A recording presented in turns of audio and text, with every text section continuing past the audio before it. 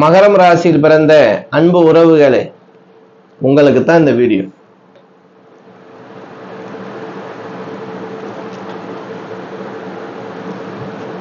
நீங்க தான் ஹீரோ. இனி உங்களை யாராலும் வீழ்த்தவே முடியாது. ஆடி மாச பலன் தான் பார்க்கலாமா? ஏன்னா கண்ணாடியை போட்டுட்டு நீங்க தான் ஹீரோன்னு சொல்லிட்டு கழட்டி வச்சிட்டாரு அப்படின்னு தான் நினைக்கிறீங்க. கண்ணாடியை ஸ்டைலா போட்டா தானுங்க ஹீரோ. அதனால உங்களுக்கு ஹீரோன்னு சொல்றேன். ஏன்னா நமக்கு பிரச்சனை, 1000 பிரச்சனைகள் வந்தாச்சு, எல்லாத்தையும் சந்திச்சாச்சு. இனிமே புதுசாலாம் நம்ம எதுவும் பார்க்க போறது கிடையாது. பழகி போச்சு நமக்கு. இதுக்கு மேல ஒரு பிரச்சனை அங்க வரப்போகுது எனக்கு. அதனால அசால்ட் ஆயிட்டோம் நம்ம. ஆனா இந்த 3 பிரச்சனைகள்ல நீங்க சிக்காம இருக்கணும் அன்பு உறவுகளே. நீங்க ஹீரோ தான், ஜெயிக்க போறீங்க. ஆனா பழையபடி நம்ம தப்பு பண்ணிடக்கூடாது இல்லையா? பழையபடி பிரச்சனைகள்ல போய் சிக்கிடக்கூடாது இல்லையா? அப்ப நம்ம எப்படி கவனமா இருக்கணும்?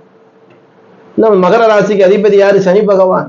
சனி யார்? நீதிமான். துலத்துல உச்சம் பெறக்கூடியவர். திராசுல நன்மைக்கும் சரியாக அளந்து நற்பலனை கொடுப்பார், தீமைக்கும் அதிகம் அது கரெக்டா அளந்து கொடுப்பார், சமபாதியா. இங்க நீ நானும் பாரபட்சமே கிடையாது. மகனா இருந்தாலும் சரி, பிள்ளையாக இருந்தாலும் சரி. அப்ப ரொம்ப நன்மையெல்லாம் நம்ம செஞ்சாச்சு, தான தர்மங்கள்லாம் செஞ்சாச்சு, 7.5 சனியில ஒரு ஆட்டம் ஆடியாச்சு, சொல் கேட்காம பேச்சு கேட்காம பட்டாச்சு. சரியாக இருந்துமே எங்களுக்கு நல்லது நடக்கல. பலவிதமான சிக்கல், திருமண தடை, திருமணத்துல குழப்பம், கொடுக்கல் வாங்கல்ல பிரச்சனை, குடும்பத்துல சரிவு, இழப்பு அப்படின்னு பலவிதமான சங்கடங்களை சந்திச்சு நொந்து நூலா போய் இருக்கக்கூடிய காலகட்டத்துல நீங்க ஏதாவது சொல்லுவேன்னு பார்த்தா நீங்களும் ஒரு 3 விஷயத்துல கவனமா இருங்கன்னு சொல்லி எங்களை ரொம்ப காயப்படுத்துறீங்களா சார்? நான் சொல்ற விஷயம் உங்களுக்கு நல்ல விஷயமா தான் இருக்கும். ஏன்னா என்னுடைய அன்பு உறவுகள், நான் ஏன் அடிக்கடி உங்களை சொல்றேன் அப்படின்னா, என்னுடைய உறவு மட்டும் இல்லை, என்னுடைய உயிரினுடைய ஆதிக்கமே நீங்க தான். இந்த அளவுக்கு என்னைய ஒரு உயர்வுக்கு கொண்டு வந்திருக்கேன்னா நீங்க தானே காரணம். உங்களை எப்படி நான் கெடுப்பேன்? உங்களை எப்படி பயமுறுத்துவேன்? நல்லா இருங்க, இந்த வழியில போகாதீங்கன்னு தான் சொல்லுவேன். அப்படித்தான் நீங்க செய்யும் தொழில்ல, எப்படி நீங்க செய்யக்கூடிய தொழில்ல இந்த பார்ட்னர்ஷிப் தொழில் பண்றீங்க பாருங்க, ரொம்ப தெளிவா கவனமா இருங்க. எதா இருந்தாலும் சரி. ஏன்னா பார்ட்னர் அப்படின்னா இப்ப எப்படி கணவன் மனைவி பார்ட்னரா தான், ஒரு சம்சார வாழ்க்கை மாதிரி ஒருத்தர் ஒருத்தர் புரிஞ்சுக்கிட்டு, ஒருத்தர் ஒருத்தர் விட்டு கொடுத்து, ஒருத்தர் ஒரு கலந்து பேசிக்கணும். அப்பதான் பார்ட்னர்ஷிப்ல பிரச்சனை வராம இருக்கும். எதா இருந்தாலும் ஒளிமறைவே இருக்கக்கூடாது. ஓப்பனா பேசலாம், ஓப்பனா கேட்கலாம். நம்ம என்ன செய்வோம்? ஏதாவது ஒரு சின்ன தவறு நடக்குதுன்னா கேட்டா தப்பா எடுவோம், கேட்கணும்.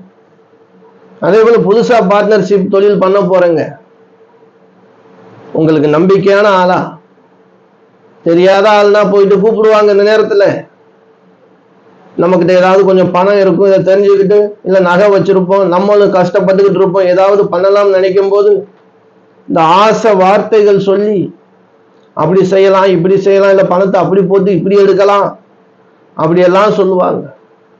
உங்ககிட்ட சொல்றாலும் உங்களுக்கு தெரிஞ்சாலா இருக்கும், அவர் பார்ட்னர்ல இருக்க மாட்டார், அவருடைய நண்பர்னு சொல்லுவார். நல்லா ஞாபகத்துல வச்சுக்கிறீங்க அன்பு உறவுகளை. இது போல என்னுடைய நண்பர் ஒருத்தர் இந்த மாதிரி தொழில் செய்யறாரு. இந்த மாதிரி பணம் போட்டு பணம் எடுக்கிறது, இல்லை ஒரு பிசினஸ், ஏற்றுமதி இறக்குமதி இதெல்லாம் செய்யலாம் அப்படின்னு அந்த வர்றாங்க இல்லையா, அவங்க எல்லாம் ரெடி பண்ணிட்டு அவங்களுடைய ஆபீஸுக்கோ ஏதோ கட்ட முடியாம சில பணம் தேவைப்படுற நிலைமையா இருக்கும். அந்த நேரத்துலதான் உங்களை பிடிப்பாங்க. அப்ப நம்ம என்ன நினைப்போம்? ஆஹா, ஓஹோ, சிறப்பா வந்துடலாமோ. போய் வீட்டுல பேசிட்டு, இனி ஒரு 5 பவுன் தாலி செயின் இருக்கா, ஏன் இருக்கிறதெல்லாம் வச்சது பத்தாதான், இப்படி ஒரு ஆஃபர் வந்திருக்கு, நம்ம நண்பரு சொல்லிட்டாரு, கரெக்டா இருக்கும்னு நினைக்கிறேன், மகர ராசிக்கிற குரு வேற 7ல வந்திருக்குன்னு எல்லா ஜோசியமும் சொல்றாங்க, இந்த நேரத்துல கண்டிப்பா நம்ம ஜெயிச்சிடலாம், லாஸ்ட் ஃபைனல். சரி, அவங்கள வீட்டுக்காரமா என்ன பண்ணுவாங்க? சரிப்பா, ஓகே. கல்யாணம் ஆகணும், அம்மா அப்பா தான் கேட்கணும், ஓகே. இல்ல அக்கா தங்கச்சிட்டு கேட்பாங்க, சரி. நல்லா வந்தா நம்ம குடும்பம் தானே நினைச்சு நம்ம கொடுப்போம். அப்படி கொடுக்கும்போது நல்ல ஃப்ரெண்ட்ஷிப்பாக, நல்ல நட்பாக தெரிஞ்சவங்களா இருந்து நீங்க அந்த நட்பு உள்ள போனீங்கன்னா ஓரளவுக்கு பரவாயில்ல.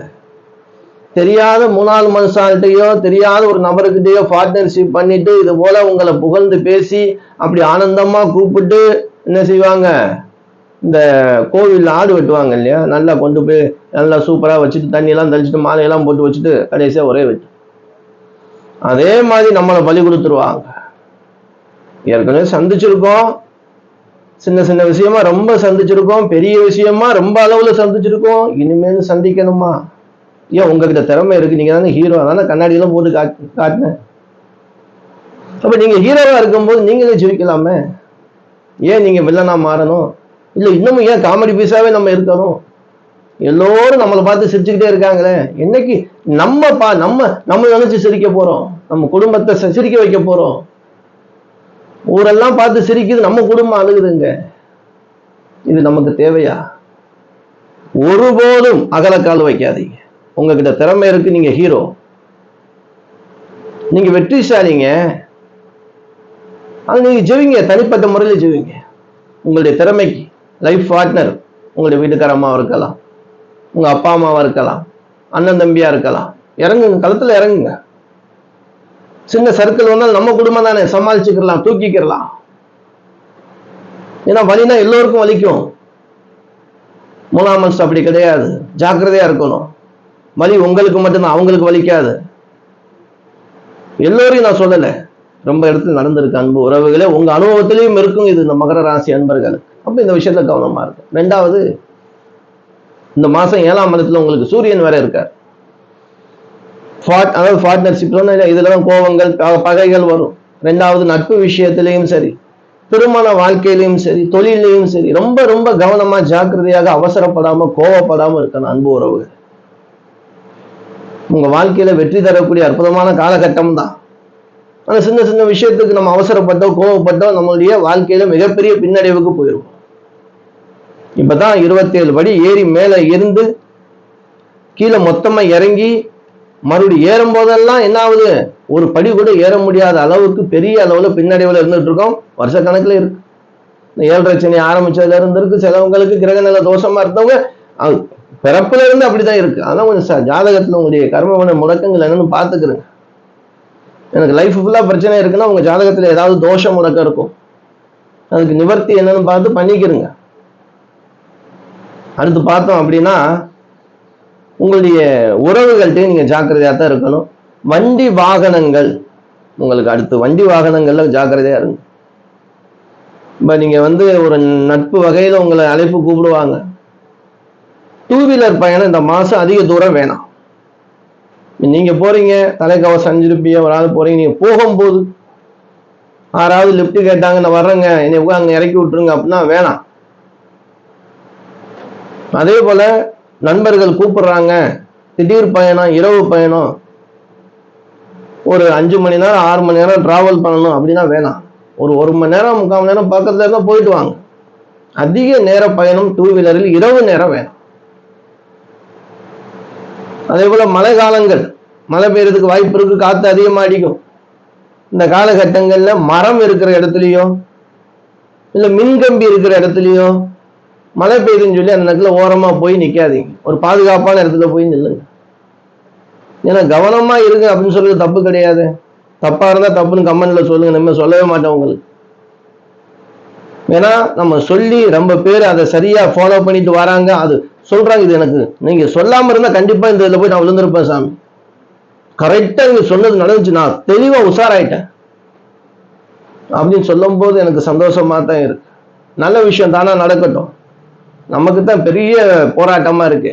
நல்லது நடக்கும். இந்த விஷயத்துல நம்ம கொஞ்சம் ஜாக்கிரதையா இஷ்ட தெய்வம் பார்த்தி அப்படின்னா பத்ரகாளி அம்மன் இல்ல நாகவல்லி அம்மன். ஆடி மாசம் வெள்ளி செவ்வாய் அந்த அம்மன் ஆலயம் இருந்துச்சுன்னா போங்க, மாவிளக்கு தீபம் ஏத்துங்க, எலுமிச்சம்பழம் வேப்பலை அம்மாள் பாதத்துல வச்சு வரவங்களுக்கு பிரசாதமா கொடுங்க. லெமன் சாதம் கோயில்ல மடப்பள்ளி இருந்தா நீங்க பொருளே வாங்கி கொடுக்கலாம், இல்ல பணம் கட்டலாம். இல்ல அப்படின்னா நீங்களே செஞ்சு கொண்டு போய் நிவேதியம் போது வர்ற பக்தர்களுக்கும் பிரசாதமா கொடுங்க. நல்ல விஷயம் நடக்கும். நம்பிக்கையோட இருங்க. இந்த வீடியோ உங்களுக்கு பயனுள்ளதா இருந்துச்சு அப்படின்னா உங்க உறவினர்கள் நண்பர்கள் எல்லோருக்கும் ஷேர் பண்ணுங்க. நம்ம வீடியோ அப்படியே சப்ஸ்கிரைப் பண்ணி வச்சுக்கிறோங்க அன்பு உறவுகள். மீண்டும் ஒரு நல்ல வீடியோவில் சந்திக்கும் வரை உங்களிடமிருந்து விடைபெற்றுக் கொள்வது உங்கள் ஈஸ்வரன் சீதாராம ஜோதிடர். என் அனைத்து அன்பு உறவுகளுக்கு வணக்கம்.